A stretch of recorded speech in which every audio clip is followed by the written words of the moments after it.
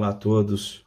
Mais uma vez é um prazer estarmos todos juntos aqui para o nosso Evangelho, agradecendo a oportunidade da casa por ter me dado essa oportunidade. Espero que possamos estar todos nós juntos, sintonizados com o nosso querido Mestre Jesus para o nosso Evangelho de hoje. Antes de nós começarmos, eu vou fazer a leitura de uma preparação de ambiente do livro Sinal Verde, de Francisco Cândido Xavier, pelo Espírito André Luiz, intitulado A Mensagem ao Levantar-se. Agradeça a Deus a bênção da vida pela manhã. Se você não tem o hábito de orar, formule pensamentos de serenidade e otimismo por alguns momentos, antes de retomar as próprias atividades. Levante-se com calma. Se deve acordar alguém, use bondade e gentileza, reconhecendo que gritaria ou brincadeiras de mau gosto não auxiliam em tempo algum. Guarde para com tudo e para com todos a disposição de cooperar para o bem. Antes de sair para a execução das suas tarefas, lembre-se de que é preciso abençoar a vida para que a vida nos abençoe. Muito linda essa mensagem, né? Agora nós vamos fazer nossa prece inicial, pedindo a todos que possam serenar seus corações. Aqueles que sentirem a vontade, fechem os olhos, escutando a nossa oração, a nossa prece. Que possamos juntos elevar nosso pensamento a Jesus, nosso Mestre amado, aos mentores incansáveis que nos acompanham nesta nossa encarnação.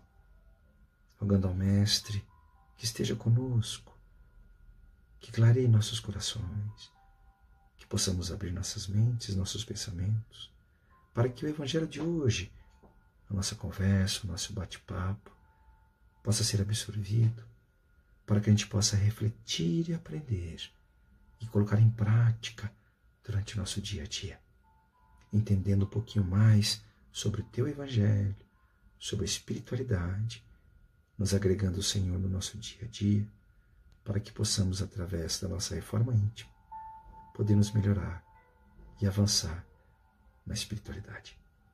Que assim seja, graças a Deus. Bom, o tema proposto de hoje, ele está no Evangelho segundo o Espiritismo, no capítulo 3, intitulado Há muitas moradas na casa de meu Pai. E o título, o item proposto para hoje é Diferentes estados da alma na erraticidade. Né? E ele começa dizendo assim: a casa do Pai é o universo.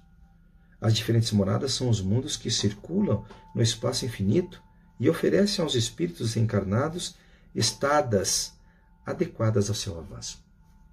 Vamos lá. Diferentes estados da alma na erraticidade. O que é erraticidade? Erraticidade, na definição da doutrina espírita, nada mais é, tem até um texto aqui que eu separei, que diz o seguinte: a erraticidade entende a doutrina espírita o estado em que se encontra o espírito entre duas encarnações. Então, toda vez que eu desencarno, eu vou para a erraticidade até que eu reencarne novamente. Então, deixando claro, erraticidade é o espaço, é o sinônimo de tempo entre uma encarnação e outra. Então, toda vez que eu não estou encarnado, eu estou na erraticidade. Ok? Deu para entender? De novo. Então, toda vez que eu não estiver encarnado, eu vou estar errante. Eu vou estar na erraticidade até que eu reencarne novamente. Hernani, qual é o estado que eu vou encontrar ou como é essa erraticidade quando eu desencarnar? Bom, aí depende. Depende do quê, né? Depende das nossas atitudes, da condição moral que eu vivo, daquilo que eu acredito e daquilo que eu prego. Então vamos lá. Quem já assistiu o Nosso Lar? Então, quem já assistiu, quem não assistiu, vou dar um spoiler aqui. Quando André Luiz desencarna na mesa de cirurgia, ele passa pelos relatos da nossa doutrina, 8 anos no umbral. É um estado de erraticidade. Vivendo alguns tormentos, né? Que ele até é acusado na erraticidade de suicida e ele não entende por quê. Mas isso tudo foi derivado da condição que ele vivia quando encarnado. O abuso, né? Da bebida, da comida, do sexo, tudo isso levou a ele a ser considerado na erraticidade como suicida. Suicida inconsciente, ele não tinha consciência disso. Por outro lado, existem muitos espíritos que desencarnam e já se encontram, ou acordam, se assim eu posso dizer, amparados pelos mentores e são acolhidos no hospital de alguma colônia. Quem leu o livro Voltei, nosso irmão Jacob, é um dos exemplos. Que ele desencarna e depois daquele momento de torpor, de agonia, que é natural para todos nós, ele já é amparado. Inclusive quem fez o desenlace material dele foi o Dr. Bezerra de Menezes. Então existem 2 comparações que eu acabei de frisar. Mas, Inani, eu gostaria que você pudesse explicar melhor. Bom, vamos lá. A condição das almas na erraticidade, ela vai ser definida pelo meio moral que você vive quando encarnado. Só quando encarnado, Inani? Aí nós podemos falar nisso mais um pouquinho para frente. Mas principalmente hoje vamos focar nisso. Quando eu estou encarnado, quais são as minhas atitudes, o meio que eu vivo, no que eu acredito ou prego? Eu sou uma pessoa orgulhosa? Eu sou uma pessoa muito materialista? Eu sou uma pessoa egoísta? Eu só quero tudo para mim? Eu tenho apegos excessivos? Eu tenho vícios? A droga? Eu tenho do sexo desregrado? Eu me comprazo com isso? Eu me sinto feliz nesse estado? Eu gosto? Eu provoco? Eu alicio pessoas para que também fiquem dessa maneira? Todas essas atitudes vão determinar o meu estado na erraticidade. Lembrando mais uma vez que erraticidade é o tempo entre uma encarnação e outra. Como eu vou viver aqui, como eu vou estar aqui, e que mundo será esse, se assim eu posso dizer, vai depender de como eu vivo, da condição na qual eu preguei quando estava encarnado. Por isso que Jesus vem nos ensinar, através do Evangelho, segundo o Espiritismo, o Evangelho de Lucas, Marcos, João, Mateus, esses ensinamentos que na verdade são ensinamentos morais. E a doutrina espírita fala muito disso, né? Existe no Livro dos Espíritos um capítulo só disso, leis morais, que vão determinar exatamente a minha condição na erraticidade. Então, se nós podemos resumir, o meu estado de alma na erraticidade será definido pelas minhas atitudes, de como eu vivo aqui agora, né? A doutrina espírita fala que nós temos um processo de evolução, que nós estamos crescendo e cada encarnação que é imposta a nós, nós temos provas a serem vividas, algumas expiações, é lógico que algumas existências mais dolorosas, outras mais felizes, mas vai determinar a nossa existência, como a gente aceita essas provas, qual o tamanho da nossa submissão e dedicação às leis de Deus, que vai determinar o nosso estado na erraticidade. Quem já teve a oportunidade de ler os livros de André Luiz, ele conta vários casos de espíritos que estão desencarnados e que estão vivendo no mundo dos espíritos, ou seja, na erraticidade, porque provavelmente eles vão reencarnar novamente, a situação que eles se encontram.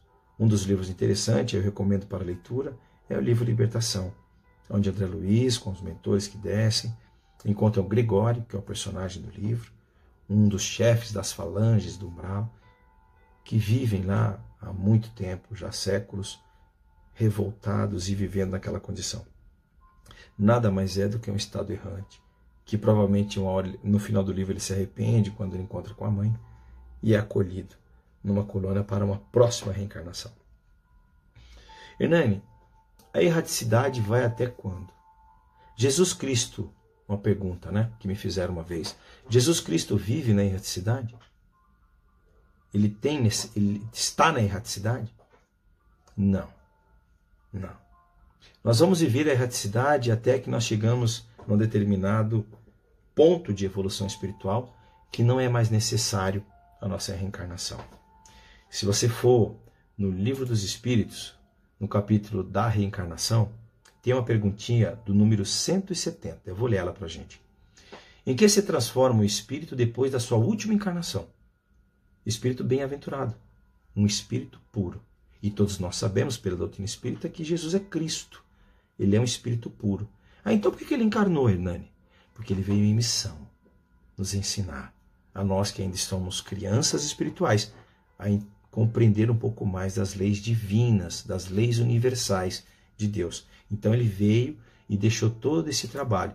Tanto é que nós estamos em 2021 e até hoje nós estamos aqui apanhando com seus ensinamentos, tentando entender qual é a sua verdadeira mensagem. De uma maneira simples, às vezes a gente quer buscar um conceito de aprofundamento nos seus ensinamentos, mas é a lei do amor.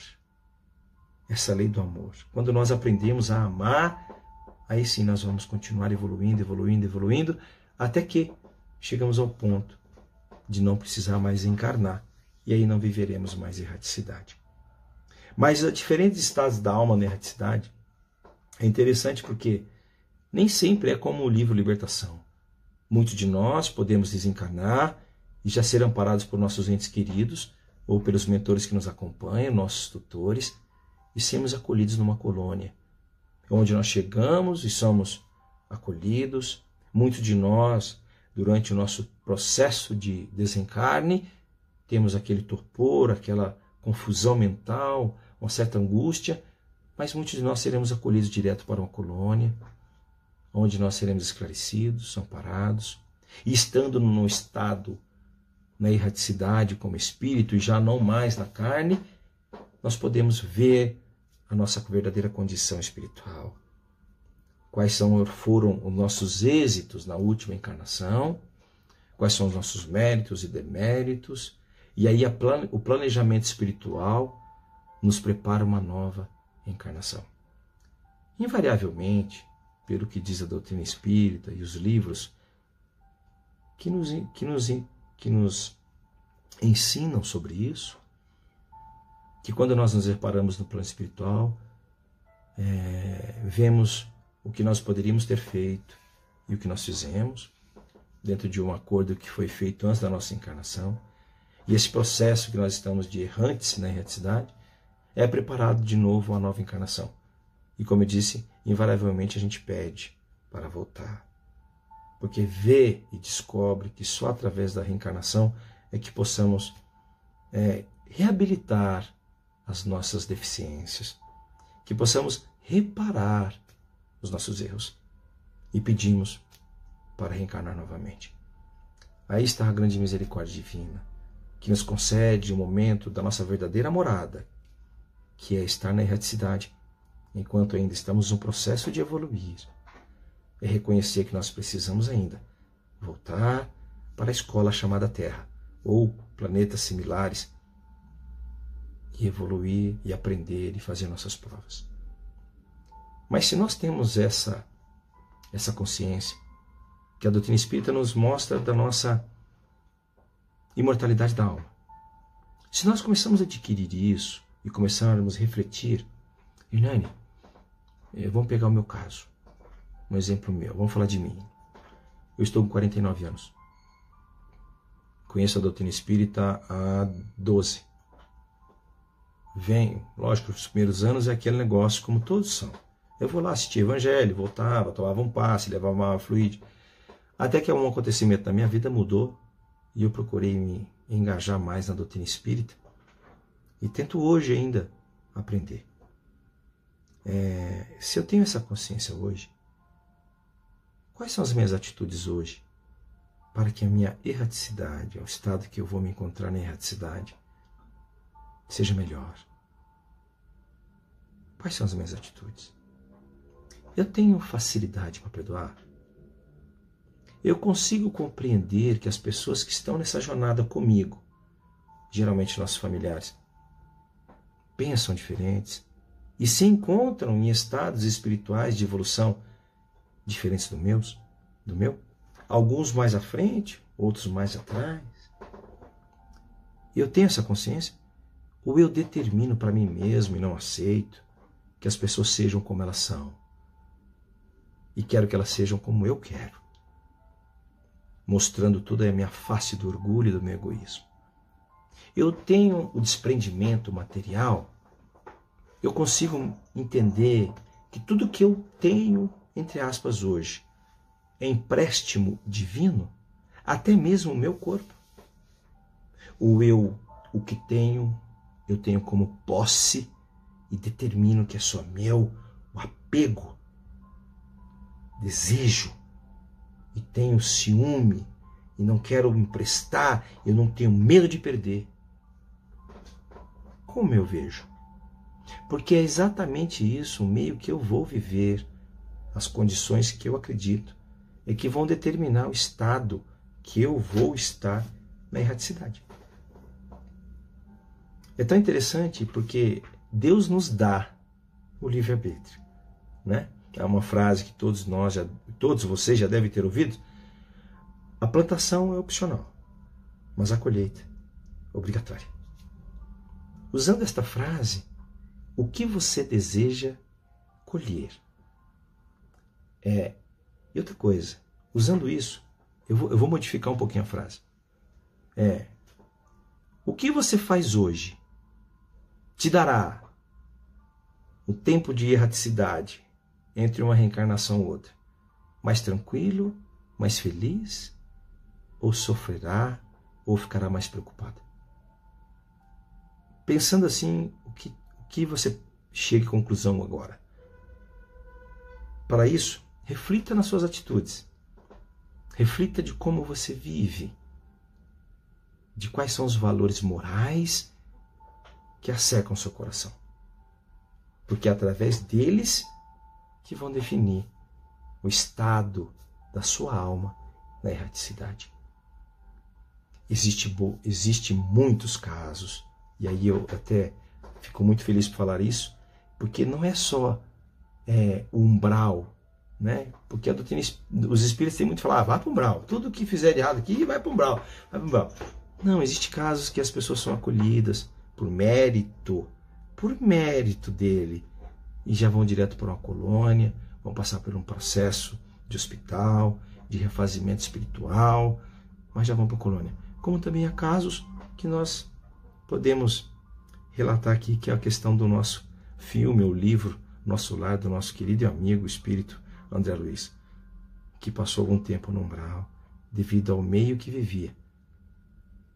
Festas, desregrado, sem o próprio conhecimento espiritual. Ele mesmo relata isso, da vida espírita, da vida do mundo espiritual. Então, se nós estamos na doutrina espírita, estamos aqui hoje falando sobre diferentes estados da alma na erraticidade, como eu devo me comportar? Eu acho que é a grande mensagem. É a grande mensagem. Nani, então eu quero já, nessa encarnação agora, já vou começar a mudar a partir de hoje, para que quando eu desencarnar, eu já esteja direto na colônia. Eu quero ir para o nosso lar. Né? Eu não quero ir para outra colônia, eu quero ir para o nosso lar, porque tudo que eu fizer agora aqui vai ser certo. Eu vou perdoar todo mundo, eu vou... Calma. A evolução não dá salto. E nós não conseguimos isso ainda. Nós não conseguimos.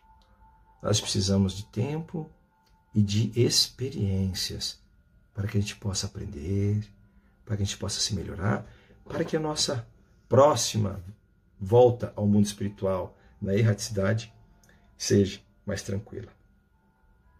Kardec define muito bem isso, e eu acho que eu vou ler um trechinho aqui sobre a definição de Kardec para a gente poder arrematar esse conceito de erraticidade. Estado dos espíritos errantes, isto é, não encarnados. Então eu já falei isso, ou seja, erraticidade se trata daquele espírito, é a condição de tempo entre uma encarnação e outra, durante os intervalos da sua existência corpórea. A erraticidade não é um sinal absoluto de inferioridade para os espíritos. Há espíritos errantes de todas as classes, salvo a das primeiras ordens, ou espíritos, ou puros espíritos, que é aquilo que eu falei do Cristo, que não tendo mais que sofrer encarnação, não podem ser considerados como errantes. Os espíritos errantes são felizes ou desgraçados segundo o grau de sua purificação. É nesse estado que o espírito, tendo despido o véu material do corpo, reconhece suas existências anteriores e os erros que o afastam da perfeição e da felicidade infinita. E ele termina. É então, igualmente, que ele escolhe novas provas, a fim de avançar mais depressa. Essa definição de Kardec resume aquilo que nós estamos falando até agora. Então a gente pode refletir, poxa, se ele está falando para mim que então, quando eu chego na reticidade, que eu vejo as minhas existências anteriores, e aí eu começo a refletir sobre elas, e aí eu desejo uma nova prova, uma nova encarnação, para que eu possa evoluir e reparar, às vezes, aquilo que eu destruí, para que eu possa, depois desta nova prova, voltar novamente ao plano espiritual, na erraticidade, já com alguns débitos quitados. E aí essa erraticidade, esse momento que eu vou viver na erraticidade, será melhor.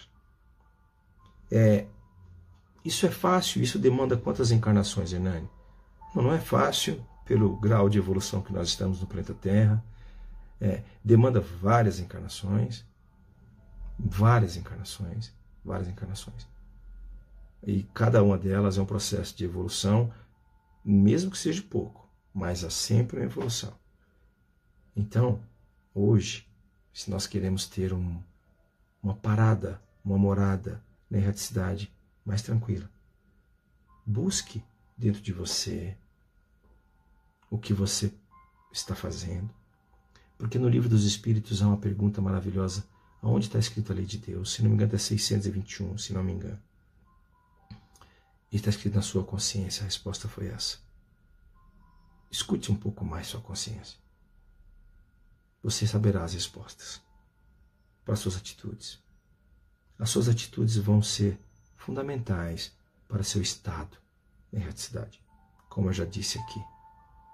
E a erraticidade pode ser um momento de aprendizado, pode ser um momento de reflexão, não precisa ser só um momento de sofrimento, de umbral, de tortura. Para isso, quem define somos nós, pelas nossas atitudes. A evolução e o conceito moral durante a nossa encarnação, ela é fundamental para que isso ocorra. Então, reflita hoje sobre o que nós estamos vivendo, sobre o que nós estamos fazendo, quais são os pesos que eu tenho na minha consciência, se eu preciso perdoar, se eu devo pedir perdão, se eu sou muito apegado à matéria. Nós já até falamos disso aqui. Esses comparativos que me desprendem da matéria e que possa me tornar mais feliz quando eu fizer a minha passagem para o mundo espiritual. Lembrando que, quando estamos na erraticidade, nós estamos na nossa verdadeira casa. Por momentos que ficamos lá, que são momentos em que não podemos definir. Fiquei 5 anos. Não fiquei muito tempo. Fiquei 10 anos no mundo espiritual para depois encarnar. Não tem como definir, isso vai depender de cada um de nós, de cada processo. É como se cada um de nós tivesse uma pasta com o processo, junto de Jesus, junto de Deus, e lá está escrito, sem máscaras, a nossos méritos e deméritos. E é lá que vai definir a nossa estadia no mundo espiritual, o tempo que nós vamos ficar e a condição que nos encontraremos. Mas de uma coisa a gente tem que entender. Nunca, preste bem atenção, em hipótese alguma, você estará só. Jamais. Deus, o nosso Criador, que é bondade e amor infinito, jamais desampara seus filhos. Teremos sim um apoio, mesmo que à distância, mesmo que nossos tormentos não nos deixem enxergar. Estaremos lá, eles estarão lá, nos apoiando e nos fortalecendo. Então, se nós podemos definir o Evangelho de hoje, a nossa conversa, nesse capítulo, diferentes estados da alma, na erraticidade, aqui nesse item fala sobre o que nós conversamos agora, quem puder ler. E para finalizar, eu gostaria de dizer um trechinho que está nessa passagem. Enquanto certos espíritos culpados erram nas trevas, os justos gozam de uma claridade resplandecente e do sublime espetáculo do infinito. Espero que todos nós possamos entender isso. Cooperar conosco mesmo e com aqueles que mais precisam, sendo caridoso, esquecendo um pouco do orgulho, para que possamos ter, na nossa erraticidade, momentos mais de felicidade, de esclarecimento, como também de aprendizado. Tá bom? Essa foi a nossa mensagem de hoje. Agora eu convido a todos a fazer nossas vibrações, a fazer nossa prece final. Lembrando que podemos deixar sempre nos evangelhos um copinho de água, que essa distância que nos move agora, devido à pandemia, ela é só física, porque os mentores e os grandes trabalhadores de Jesus estão sempre conosco. Então basta a gente colocar à disposição, abrir nossos corações, colocando a água, o copinho de água durante o nosso evangelho, que os mentores vão fluidificar a nossa água. Tá bom? Então eu convido a todos agora que possamos juntos fazer nossas vibrações. Ok? Que possamos juntos elevar nossos pensamentos a Jesus, o grande governador do nosso planeta. Imaginando teus braços abertos, envolvendo todo o nosso planeta neste momento, rogando a Ele o teu amor infinito para com todos. Que esta luz branda possa chegar a todos os continentes, a todos os governantes, para que sejam tocados em seus corações, para que possam olhar para aqueles que mais necessitam. Ó Jesus, que a tua equipe de ministros e trabalhadores do bem, a equipe de nosso querido amigo Dr. Bezerra de Menezes, incansáveis, possam iluminar a todos aqueles que estão nos hospitais, a todos aqueles que necessitam do conforto espiritual, aqueles que já passaram para a erraticidade, ou aqueles que ainda estão aqui, sejam amparados em seus corações, com a certeza da imortalidade da alma, trazendo esperança e coragem para prosseguirem nesta jornada. Ó Jesus querido, quem somos nós para questionar os desígnios de Deus? Rogamos sim, e nos colocamos à disposição através da nossa prece, da nossa boa vontade, que possamos emitir de nós pensamentos de otimismo, de que tudo vai dar certo e de que tudo vai passar, porque o Pai, Ele é puro amor, Ele é pura bondade, mas também é pura justiça. Sim, Senhor, que se cumpra a justiça, a tua, não a dos homens, mas a tua. Assim, Senhor Jesus, nós rogamos a Ti, que ilumine a todos que necessitam do Teu amparo, aqueles que estão, porventura, desesperados, que o Senhor acalme seus corações.